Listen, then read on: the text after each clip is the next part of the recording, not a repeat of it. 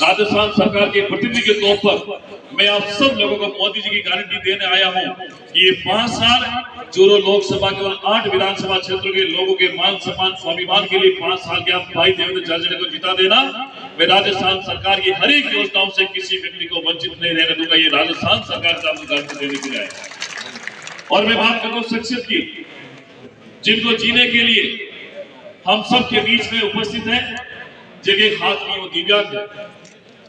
जब शरीर को जीने के लिए शारीरिक बल की जरूरत होती है, आत्मबल की जरूरत होती है, मनोबल की जरूरत होती है, उसको लेकर के जब हमने देखा कि 2004 में, 2016 में, 2021 में जेवलिन थ्रो के अंदर भारत का नाम उन्होंने किया गोल्ड मेडल जीतकर, ऐसे पैरा ओलंपिक को माननीय प्रधानमंत्री मोदी ने चूरू लोकसभा से अपना प्रत्याशी बनाया।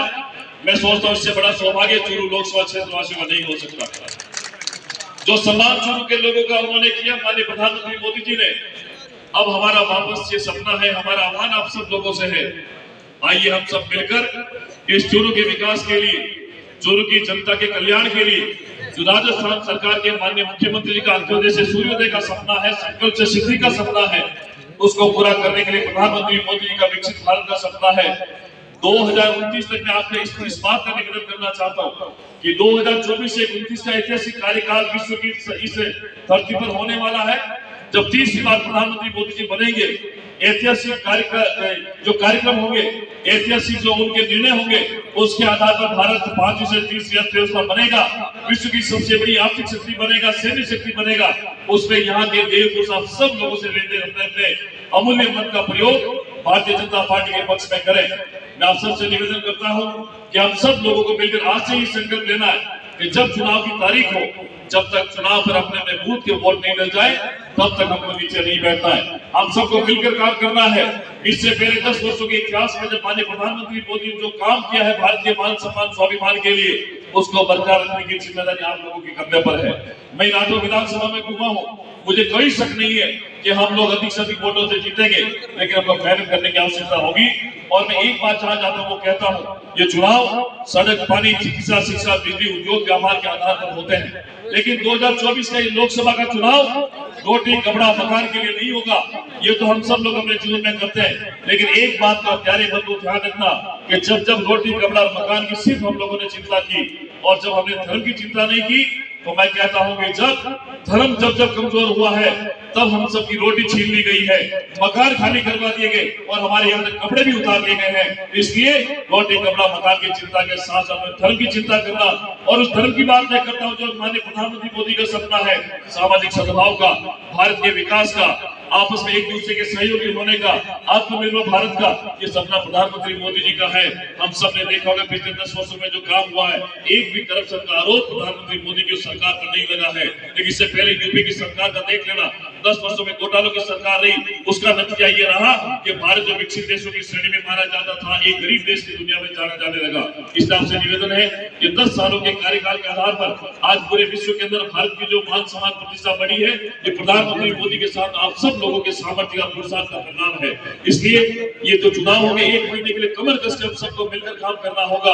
और मैं जिस विभाग का मंत्री हूँ, उस विभाग के मंत्री होने के नाते जो देवेंद्र झाझड़िया जी जो है वो हमारे विभाग से आते हैं, क्योंकि मैं दिव्यांग व्यक्ति जो है हमारे विभाग से लाभान्वित होते हैं। लेकिन मुझे लगता है ऐसा इस मोतियों की माला का जो माला हम सबको नरेंद्र मोदी को पहनानी है, उस माला का एक मोती देवेंद्र झाझड़िया के रूप में हम सबको यहाँ से जिताकर भेजेंगे, तो प्रधानमंत्री मोदी का सपना पूरा होगा। 25 की 25 सीटें हम लोग जीतेंगे, इसमें कोई दो राय नहीं। लेकिन चूरू की विशेष जिम्मेदारी आप सब लोगों को देते हुए मैं आपसे इतना ही निवेदन करता हूँ, आइए मिलकर एक नया चूरू बनाए, मिलकर नया राजस्थान बनाए, मिलकर नया भारत बनाए, जो उस नरेंद्र ने कल्पना की थी 1893 में शिकागो के धर्म शिखर सम्मेलन में 21वीं सदी जब आएगी भारत विश्व गुरु होगा। उस नरेंद्र नाथ दत्त स्वामी विवेकानंद जी उस संकल्पना को साकार करने की जिम्मेदारी पूरे भारत में नरेंद्र मोदी जी की है, और चूरू में नरेंद्र भाई देवेंद्र झाझड़िया की जिम्मेदारी है। ये विश्वास आप लोगों के बीच में रखने आया हूँ। मुझे बोलने का अवसर दिया, आप सबका बहुत बहुत धन्यवाद। जय हिंद, जय भारत। बहुत बहुत धन्यवाद आपका। अब मैं ऐसी शख्सियत को आमंत्रित कर रहा हूँ, जन सेवा की खातिर जिसके मन में उठे हिलोरे, जन सेवा की खातिर जिसके मन में उठे हिलोरे, तूफानों से टकराए, बाधाओं से निहोर। ऐसे हमारे सम्मान्य पूर्व प्रदेश अध्यक्ष सम्मान्य सतीश जी पूनिया साहब को मैं आमंत्रित चाहूंगा आए और अपना उद्बोधन दे। जोरदार तालियों से इनका स्वागत। अभिनंदन। ऐसे नहीं तेरे आगे क्यों यार खड़े जाओ अभी कमाल कर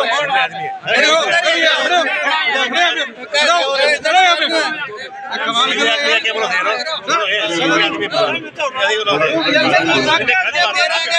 मेरे कैमरा लाट साहब हो गया क्या करिए तू कहते तू लग रहा है नहीं ज्यादा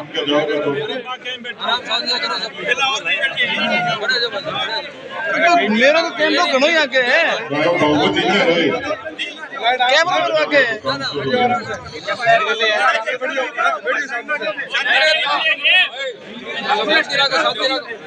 करूं मैं बात हो जाने दे क्लियर खड़े जाओ आप ही यार कमाल है मेरा कैमरा आगे यार खड़े क्यों हो जाऊं क्या जल्दी क्या के गैरगा थोड़ा सा शांति रखो नहीं तो आज हमारे घर में क्रांति हो जाएगी।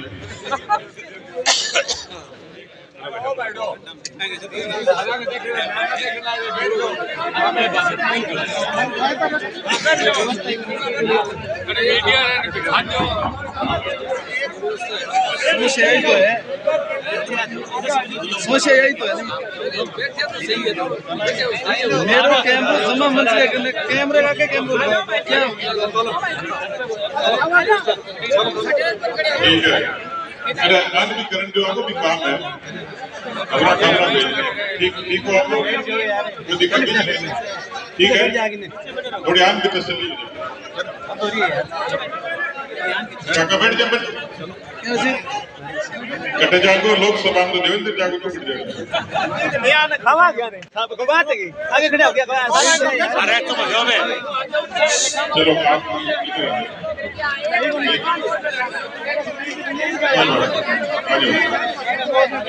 थोड़ा एंगल सेट कर लो बोलो भारत माता की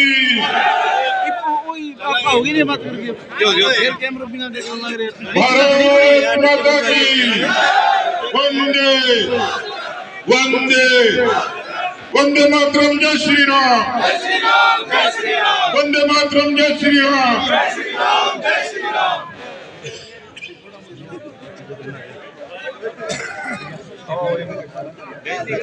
ये टाइम तो सेट ही बोलने हैं लोग चुनाव नहीं होगा बस मैं बड़े बात झटका लगा के आप ही सेट हो जाए। देखो आज शिवरात्रि है तो आप सब लोगों ने शिवरात्रि की राम राम बहुत बहुत शुभकामनाएं। आज अंतर्राष्ट्रीय महिला दिवस भी है राज्य हो जाए तो थाने अंतर्राष्ट्रीय महिला दिवस की भी शुभकामना। मैं वास्ते कह रहा हूँ कि महिला दिवस की अगली बार जगह चुनाव होगा तो जो पीड़ा हुआ है मंच पर बैठे पुरुष नहीं होना चाहिए क्योंकि मोदी जी 33% रिजर्वेशन कर दियो तो आप तो देखो अंतर्राष्ट्रीय महिला दिवस मनाना ही पड़ेगा। तुम भी खैर मनाओ शाम का ठीक राजी खुशी घरे पहुंच जाओ तो सुख शांति बनी रहे। अंतर्राष्ट्रीय महिला दिवस की भी शुभकामना आप सब। अभी कई लोग देवेंद्र के साथ सेल्फी खिंचाने की बात कर रहा था रस्सा कसी और यूं लगा हो जी आज सेल्फी नहीं खिंचावेगा तो घर वाली पूछेगा आज क्या करके आए हो तो जो सफल हो गया सेल्फी का मां मैं तो बता देंगे आज मैं देवेंद्र साहब की फोटो खिंचाई भाई आज पूरा दिन खराब नहीं करे और जो बाकी बच गया है वह जाते टाइम खींच लियो। ये बात है ये पकड़ो पकड़ने वाली चीज पकड़े तो खींच के ले रहे हो थाने तो कड़े ही रहेगा कोई ना कोई आ ही नहीं मेरे जो गरीब है काम करने क्यों कह पड़ रहा हूँ तो कई लोग फुटबॉल उम्मीद में एक नीचे भाई बोलो देवेंद्र भाई खेल को मैदान बनाइए मोटा कई कुआरा में भी आकर तो देखे रंजीत शाह को हमारा भी करा देते तो देखो हर आदमी की उम्मीद हुआ सही है आप यहाँ चोट खाए ना अच्छा जादी भी सही खेलने क्रिकेट क्रिकेट भी खेली के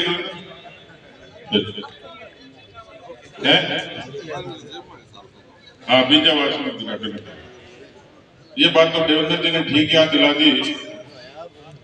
मैं देवेंद्र से मेरे पहले वास्तव जब पढ़ो वो राजगढ़ के रेलवे स्टेशन पर पढ़ो और मैं चला गई देवेंद्र ने मिलन खातर देखने खातर सम्मान करने खातर गयो और मैं मेरी प्रेरणा को मन कंड्यूतो कौन दियो लेकिन मन में यह लगी एक आदमी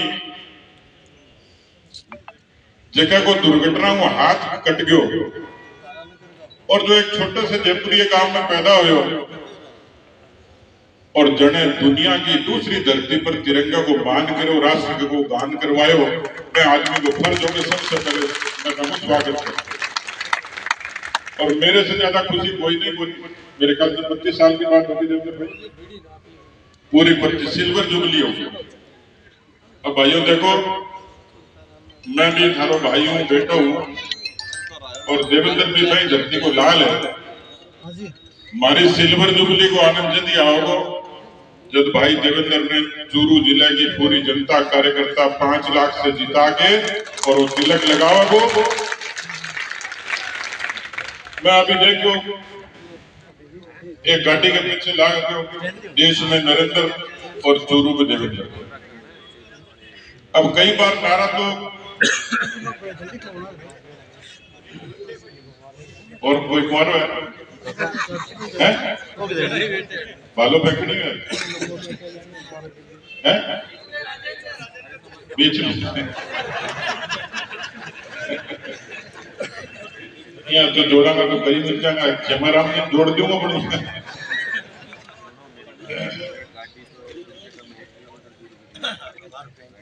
मैं देखो नारो लिखेड़ो कि भारत में नरेंद्र और चूरू के मां देवेंद्र। कई बार चुनाव का नारा बना लिया जाए क्योंकि थोड़ा आकर्षक हुआ है लोगों में रुचि हो जा बोलने में भी ठीक लगे लेकिन मैं देखो कि नारे में दम है वास्तव में। दम यूं है कि हिंदुस्तान की राजनीति के मां 75 साल की राजनीति के मां 55 साल तक तो एक ही पार्टी राज करने को मौका मिले एक ही खानदान ने नेहरू गांधी खानदान लेकिन देश की धरती अनेक समय पर ऐसा फैसला करा। आप लोग जनता पार्टी को युग भी देखो आप लोग राम जन्मभूमि को आंदोलन भी देखो आप लोग वाजपेयी जी को कार्यकाल भी देखो। हिंदुस्तान के लोकतंत्र की ताकत है कि यदि यह जनता जाग जाए तो यह जनता जाति पाति छोड़ के 36 कौम सनातन सब अगर हिंदू समाज के सागे खड़ी होके इतना बड़ो जनजुआर पैदा करे। एक चाय बेचनी हो एक सामान्य परिवार को चाय बेचनी हो नरेंद्र मोदी दुनिया के सबसे बड़े लोकतंत्र को प्रधानमंत्री बन जा या 36 कौम के लोकतंत्र की ताकत है। और वो प्रधानमंत्री बनने के बाद देश में नरेंद्र की जरूरत यो खाली नारो नहीं है। खेत में बैठो गांव में बैठो शहर में खड़े हो कोई आम आदमी बता सके कि पिछले 10 वर्षों के बाद नहीं तो पैसे पहले का 10 वर्ष का कालखंड भी देखो मनमोहन सिंह जी की सरकार को और बहुत दूर जाने की जरूरत को नहीं। मैं यदि आपने पूछूं और जानकारी नहीं है तो जानकारी कर लियो 100 वर्षों में सबसे बड़ी महामारी आई कोरोना सबसे बड़ी महामारी और दुनिया के जगह मजबूत देश है वह मीटिंग करी कि कोरोना के अंदर सबसे ज्यादा खतरनाक स्थिति कोई की होगी कोई देश बर्बाद होगा वह देश को नाम हिंदुस्तान होगा। बहुत पुरानी बात होनी आज तो थारा को ऊपर पट्टी को नहीं ग्राहक में ताला को नहीं और दुनिया के सामने कोरोना की लड़ाई में लड़के और हिंदुस्तान के 140 करोड़ लोगों ने जिंदगी देने को काम कोई करो तो चाय बेचने वाले प्रधानमंत्री नरेंद्र मोदी करे, नहीं तो बिखर जाता है तो बड़ा देश। जो लोग देश में नरेंद्र की बात करें, जो लोग खेती और किसानी की बात करें, इतना ही समझ लियो, घड़ी लंबी आंकड़ा की बात को नहीं करूंगा, लेकिन आज से पहले हिंदुस्तान की जितनी सरकार आई, हिंदुस्तान की खेती को बजट हो तो 25,000 करोड़। कितना 25,000 है। कोई बता सके आज कितना है? बता सके कोई? आज हिंदुस्तान की खेती को बजट है 1.25 लाख करोड़ रुपया, 1.25 लाख करोड़। हिंदुस्तान के 12 करोड़ किसानों ने हर साल 6,000 रुपया की प्रधानमंत्री सम्मान निधि, अब 8 होगी तो भजनलाल जी जोड़ेगा कर। लेकिन पहली बार हिंदुस्तान की किसानों ने प्रधानमंत्री किसान सम्मान निधि, दुनिया की सबसे बड़ी स्कीम है, 12 करोड़ किसानों ने 2 लाख करोड़ रुपया हमारे खाते में जमा हुआ। नरेंद्र मोदी जी के आने से पहले हिंदुस्तान में 54 करोड़ खाता और 50 करोड़ बैंक का खाता मोदी जी का आने के बाद 10 साल में खुला। मैं पूछना चाहूं, दूसरी सरकारें भी खोल सके गरीब को खाता? जो स्पेनिश फ्लू आई 100 साल पहले, कोरोना जैसी महामारी, लोग कहता जी भूख से लोग मर गया। आज मेरो दाव है, दुनिया ताजुब करे, हिंदुस्तान के 80 करोड़ लोगों ने आज तक भी प्रधानमंत्री गरीब कल्याण अन्न योजना को राशन देने को कोई काम करे और लोगों की जिंदगी बचाने को काम करे तो नरेंद्र मोदी जी करेंगे। आज अंतर्राष्ट्रीय महिला दिवस है, कई सरकार आई, चर्चा हुई, सोनिया गांधी जी भी यूपीए की चेयरपर्सन ही, लेकिन महिलाओं को लोकसभा और विधानसभा का 33% आरक्षण केवल नारो हो और अगला जगह चुनाव होगा, वह चुनाव में हिंदुस्तान की बहन बेटियां ने 33% आरक्षण विधानसभा और लोकसभा में लगा। सामान्य बात नहीं, 27 करोड़ माताओं बहना हिंदुस्तान की मुद्रा लोन योजना को लाभ ले रही, 10 करोड़ घर ऐसे आए जो माताओं बहना का नाम उज्ज्वला को कनेक्शन है। हिंदुस्तान के करोड़ों लोगों ने प्रधानमंत्री आवास की लाभ मिला। आज तो चीजें बड़ी छोटी लगे, लेकिन आप सब लोग में धरती का लोग हो जो समस्या की छाती पर पैर रख के मुकाबला करके समस्या हरा के आपको जीवन जीने को रास्ते देखो। मैं सब लोग खुशनसीब हाँ। बहुत पुरानी बात में बीकानेर माउंट लाग रहा, बीकानेर से दिल्ली की गाड़ी में मेरे सारा एक दक्षिण भारत को आदमी बैठे,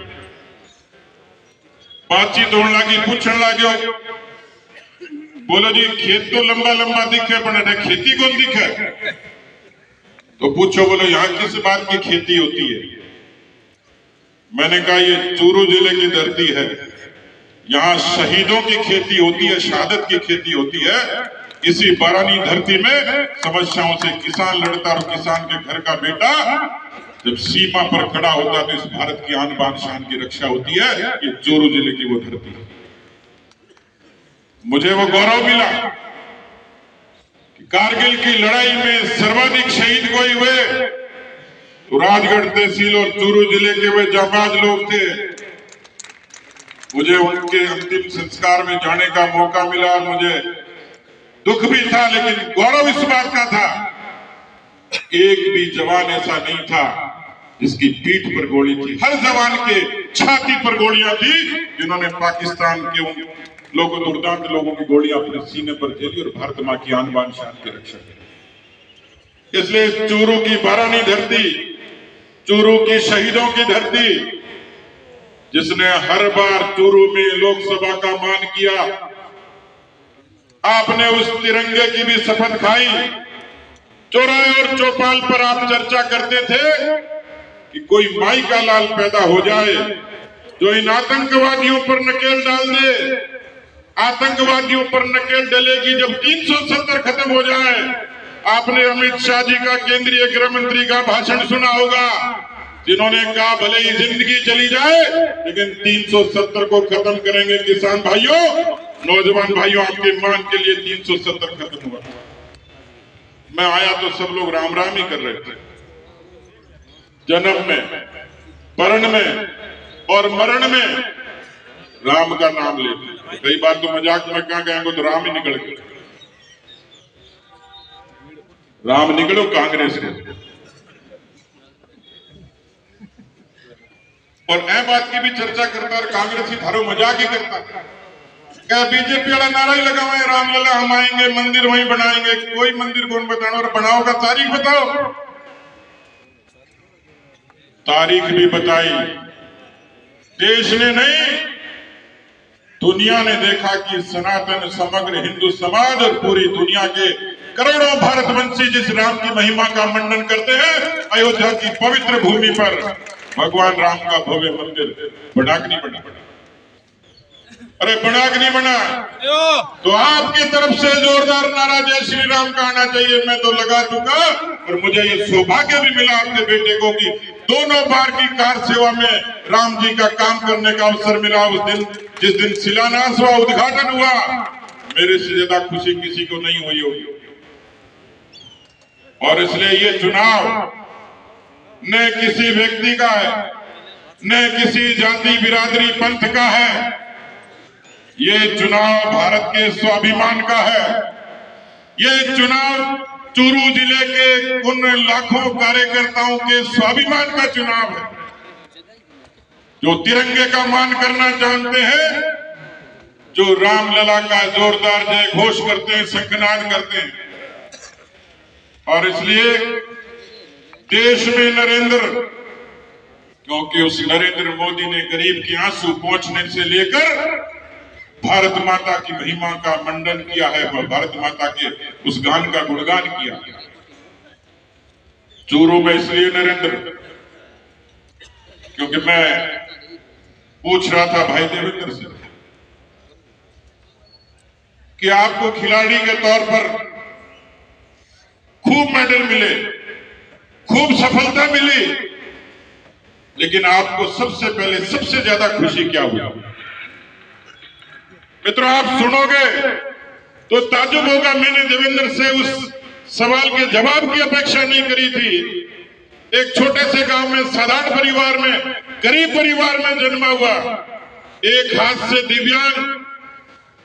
यदि ये करामात कोई कर सकता है तो देश का प्रधानमंत्री नरेंद्र मोदी कर सकता है कि गरीब किसान के बेटे को, ओलंपियन को और दिव्यांग को एमपी की टिकट का तिलक लगाकर चूरू भेज सकता है। मैंने देवेंद्र से पूछा कि वो कौन सा मौका था, मन में कैसी भावना थी। देवेंद्र ने कहा, भाई साहब, और मैंने तो वो टीवी की स्क्रीन पर देखा था जब इसके भाले ने दुनिया के खिलाड़ियों के बीच में ये भाला चीरता हुआ अपने लक्ष्य तक पहुंचा था। तो देवेंद्र ने कहा कि भाई साहब, मुझे दिल से खुशी हुई जब भारत का तिरंगा फहराया गया और भारत का राष्ट्रगान दुनिया की धरती पर गाया गया। इस मिट्टी से पैदा हुआ साधारण घर का लड़का जो तिरंगे का मान कर सकता है, जो विदेश की धरती पर चूरू का गुणगान कर सकता है। मैं इसकी गारंटी लेता हूं, जिस दिन ये संसद में जाएगा, चूरू जिले के हितों की रक्षा के लिए पराक्रम करेगा, पराकाष्ठा करेगा। और इसलिए